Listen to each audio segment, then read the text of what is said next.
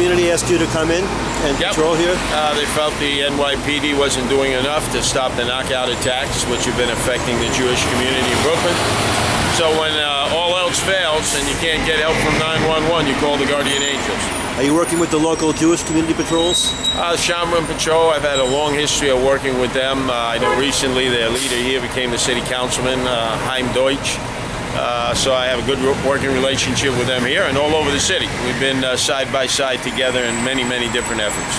What kind of reception are you getting from people in the neighborhood? We're getting a great reception. Obviously, people know who we are and what we've done before and what we continue to do. And many remember our stand that we took in Crown Heights back in the early 90s when the city was in hopeless disrepair. And we were part of that front line because the NYPD didn't get involved initially. Do you believe that this knockout trend is a real thing or just an urban legend?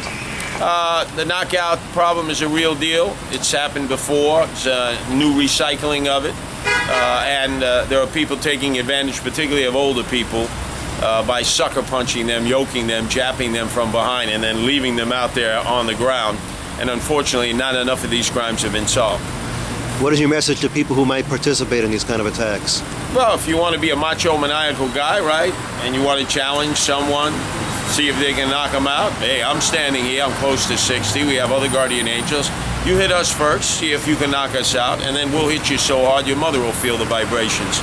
Maybe that's the language you can understand, pain compliance. How do you feel about the new police commissioner, William Bratton? I know Bill Bratton for many years. He's a good police commissioner. I don't know what kind of reign he's going to have with this mayor, whose focus is really not public safety. Crime will probably go up, but at least you have someone in charge who knows how to handle the police.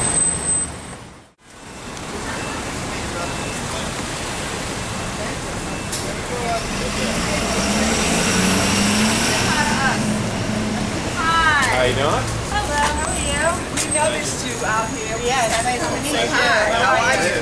Long time. We haven't seen you in a while. Those flyers? We're out here because of the knockout attacks. Oh, yeah, that's great. Wonderful. We gotta Thank stop you. that because that is just ridiculous. You know? We gotta stop that. Thank you.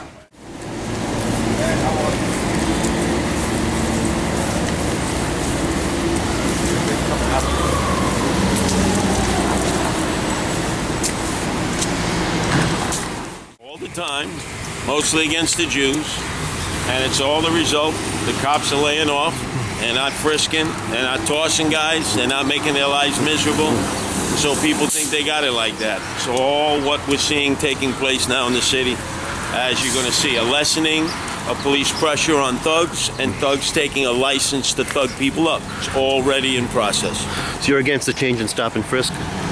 Well, it was overly used to just get a numbers game in. Figure the more people you stop and frisk, obviously, the more collars you're going to make, which means you don't have to be in the street. I understand that, and that's wrong.